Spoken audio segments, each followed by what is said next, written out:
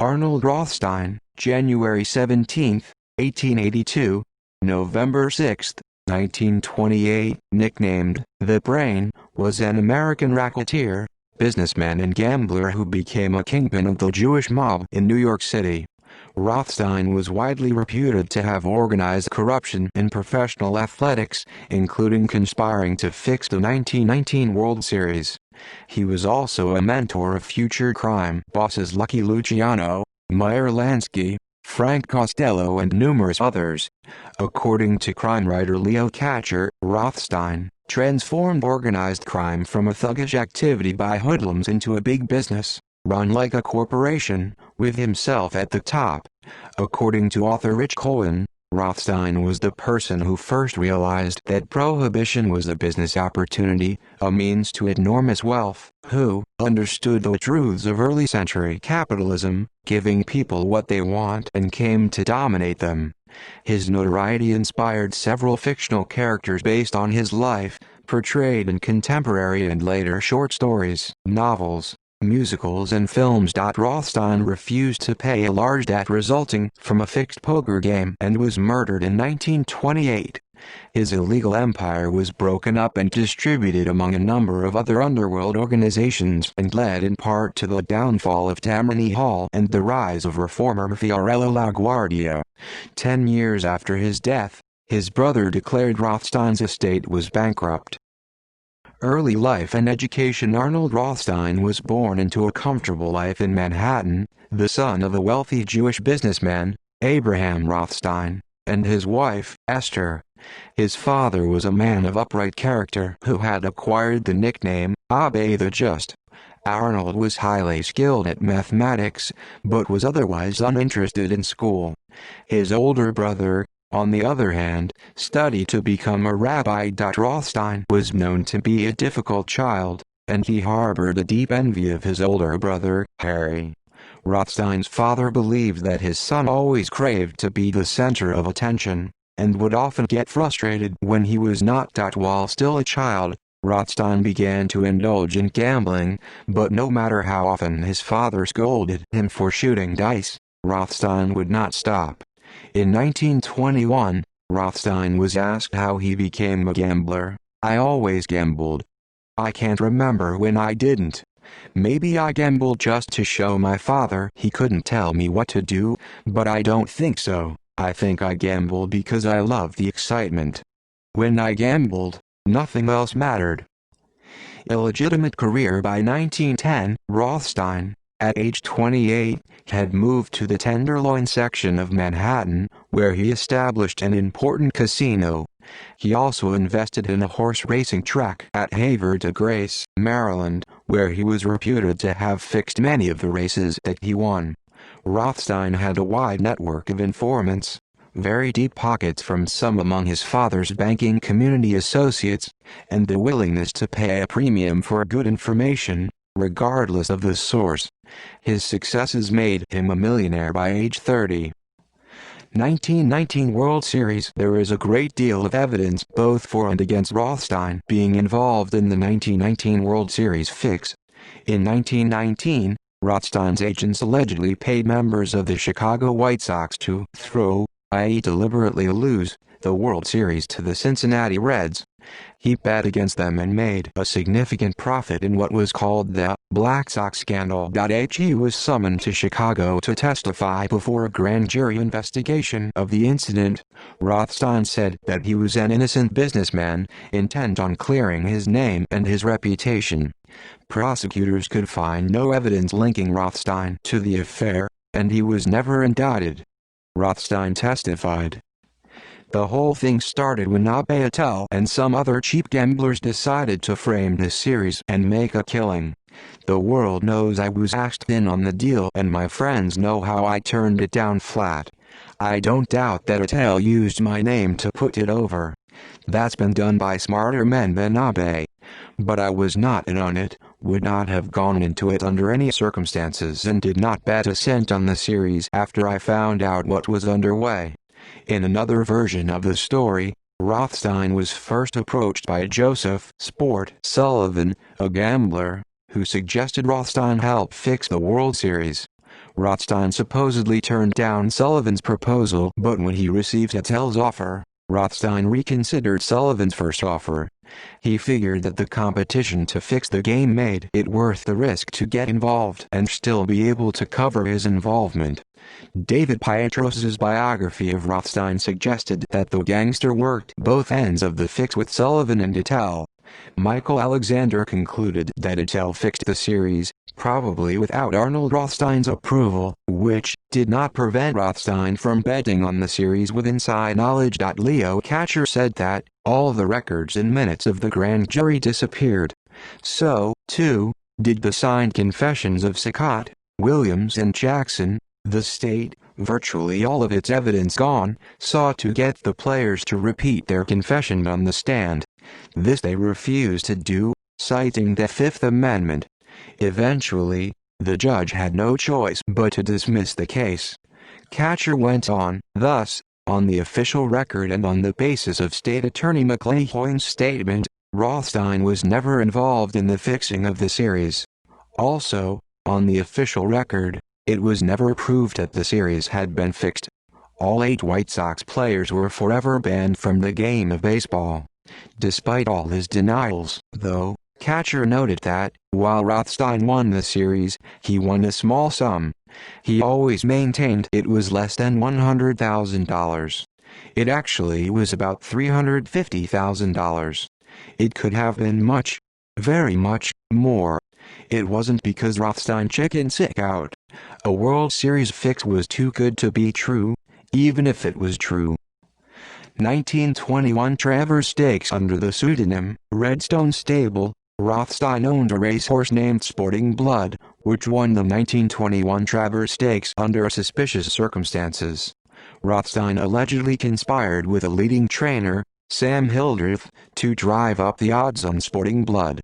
Hildreth entered an outstanding 3-year-old, Grey Leg, on the morning of the race, causing the odds on Sporting Blood to rise to 3-1. Rothstein bet $150,000 through bookmakers, allegedly having been informed that the second favored, Prudery, was off her feed. Just before post time and without explanation, Hildreth scratched Grey Leg from the starting list. Rothstein collected over $500,000 in bets plus the purse, but a conspiracy was never proven. Prohibition and organized crime. With the advent of prohibition, Rothstein saw the opportunities for business. He diversified into bootlegging and narcotics. Liquor was brought in by smuggling along the Hudson River, as well as from Canada across the Great Lakes and into upstate New York. Rothstein also purchased holdings in a number of speakeasies. Later he became the first to illegally import Scotch whiskey in his own fleet of transatlantic freighters. He knew high-end booze would be the chic thing to have. With his banking support and high-level political connections, Rothstein soon managed to end-run Tammany Hall to the street gangs. Subsequently, his criminal organization included such underworld notables as Meyer Lansky, Jack Legs Diamond, Charles Lucky Luciano, and Dutch Schultz, whose combined gangs and double-dealing with their own respective bosses subverted the entire late 19th century form of political gangsterism. Rothstein's various nicknames were Mr. Big, the Fixer, the Man Uptown, the Big Bankroll, and the Brain. Rothstein frequently mediated disputes among the New York gangs and reportedly charged a hefty fee for his services. His favored office was Lindy's, at Broadway and 49th Street in Manhattan. He often stood on the corner surrounded by his bodyguards and did business on the street. Rothstein made bets and collected debts from those who had lost the previous day. Meanwhile, he exploited his role as mediator with the city's legitimate business world and soon forced Tammany Hall to recognize him as a necessary ally in its running of the city. Many historians credit him as the first successful modern drug dealer. By 1925, Rothstein was one of the most powerful criminals in the country, and had forged a large criminal empire. For a time he was the largest bootlegger in the nation, until the rise of George Remus. With a reported wealth of over $10 million, equivalent to $150 million in 2019, Rothstein was one of the wealthiest gangsters in U.S. history, and is widely considered to be one of the founding fathers of organized crime in the United States. Assassination on November 4, 1928. Rothstein was shot and mortally wounded during a business meeting at Manhattan's Park Central Hotel at 7th Avenue near 55th Street. He died 2 days later at the Stuyvesant Polyclinic Hospital in Manhattan. The shooting was reportedly linked to debts owed from a 3-day-long, high-stakes poker game in October. Rothstein hit a cold streak and ended up owing $320,000, equivalent to $4.8 million in 2019. He claimed the game was fixed and refused to settle up. The hit was intended to punish Rothstein for failing to pay his debt. Gambler George "Hump" McManus was arrested for the murder, but later acquitted for lack of evidence. According to Kevin Cook in the book Titanic Thompson, 2011, the poker game was fixed by gambler Titanic Thompson, real name Alvin Clarence Thomas, and his associate, Nate Raymond. Due to some complicated side bets, by the end Rothstein owed $319,000 to Raymond, much of which Raymond was due, by secret agreement, to pass on to Thompson. $30,000 to Thompson and about $200,000 to the other gamblers present. McManus owed Rothstein $51,000. Rothstein stalled for time, saying that he would not be able to pay until after the elections of November 1928, when he expected to win $550,000 for successfully backing Herbert Hoover for president and Franklin D. Roosevelt for governor. Thompson testified at McManus' trial, describing him as a swell loser who would never have shot Rothstein. According to Cook, Thompson later told some of his acquaintances that the killer had not been McManus but his bag man, Hyman Biller, who fled to Cuba shortly afterwards. In his book Kill the Dutchman, 1971, a biography of Dutch Schultz, the crime reporter Paul Sen suggests that Schultz murdered Rothstein. He says this was in retaliation for the murder of Schultz's friend and associate Joey No by Rothstein's protege Jack Legs Diamond. On his deathbed, Rothstein refused to identify his killer, answering police inquiries with, "You stick to your trade. I'll stick to mine," and, "Me mother, my mother did it." Rothstein was buried at Ridgewood's Union Field Cemetery. Breakup of empire. At his death, Prohibition was in full swing. Various street gangs were battling for control of the liquor distribution, and the carefully constructed political boss structure of the late 19th century was in total collapse. Frank Erickson, Meyer Lansky, Bugsy Siegel and other former associates split up Rothstein's various enterprises after his death. With Rothstein's death, the corrupt and already weakened Tammany Hall was critically wounded because it relied on Rothstein to control the street gangs. With Tammany Hall's fall, reformer Fiorello LaGuardia rose in prominence and was elected mayor of New York City in 1933. 10 years after his death, Harry Rothstein, Arnold's brother, declared Rothstein's estate bankrupt and Arnold's wealth disappeared. In popular culture literature, Rothstein is referred to as the Brain in several of Damon Runyon's short stories, including a fictional version of his death in The Brain Goes Home. As a newspaper reporter, Runyon came to know Rothstein personally and later covered the trial of his alleged killer. In the novel The Great Gatsby, Meyer Wolfsheim is a Jewish friend and mentor of Jay Gatsby, described as a gambler who fixed the World Series. The character is commonly assumed to be an allusion to Rothstein. Film and television. He was portrayed in the 1960 film The Rise and Fall of Legs Diamond by actor Robert Lowery. In the 1961 film The Big Bankroll, aka King of the Roaring Twenties, the story of Arnold Rothstein by David Janssen. In the 1981 film Gangster Wars and series The Gangster Chronicles by George DiCenzo. In the 1988 sports drama film 8 Men Out by Michael Lerner. In the 1991 film Mobsters by F. Murray Abraham. In the 1995 Martin Scorsese film Casino, the protagonist, Sam Ace Rothstein, was named for Arnold Rothstein but modeled on real-life sports bettor and fixer Frank "Lefty" Rosenthal. In the 1999 biopic Lansky by Stanley DeSantis. In the HBO series Boardwalk Empire by Michael Stuhlbarg. Associates Wake C.A. Gordon worked as a rum runner for Rothstein during the first years of Prohibition. Harry "Nig" Rosen involved in narcotics with Rothstein during the mid-1920s. Charles "Lucky" Luciano, viewed to have been mentored by Rothstein, who supported him early on in his career as a racketeer and taught him how to be a full-fledged kingpin. They are both among New York's most notorious gangster kingpins, and both are directly responsible for the modernization and subsequent public obsession with American organized crime. Meyer Lansky, along with partner Luciano, he was somewhat mentored by Rothstein during Prohibition. Both Jewish mafia members, they were instrumental in the rise and glorification of modern American organized crime. Alfred Lowenstein, Belgian financier, with whom Rothstein allegedly had a deal to supply America with European-made heroin. Enoch "Nucky" Johnson, business partners during the bootlegging boom of the Roaring '20s.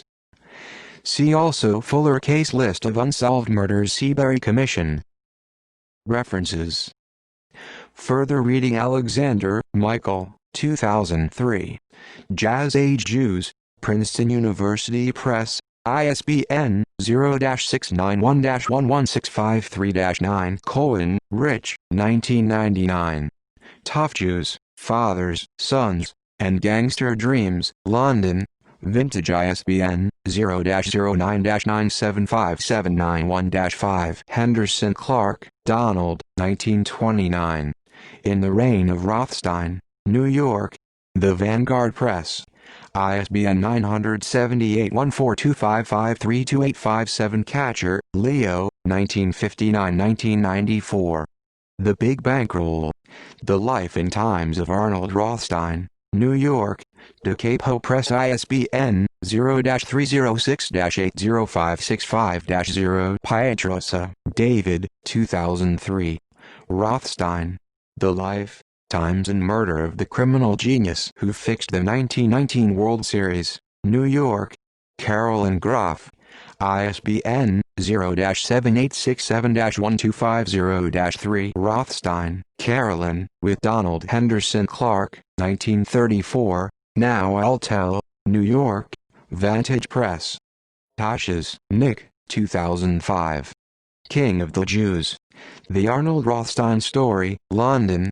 Hamish Hamilton. ISBN 0-241-14144-3. External links. Victoria Vanderveer, Arnold Rothstein and the 1919 World Series Fix.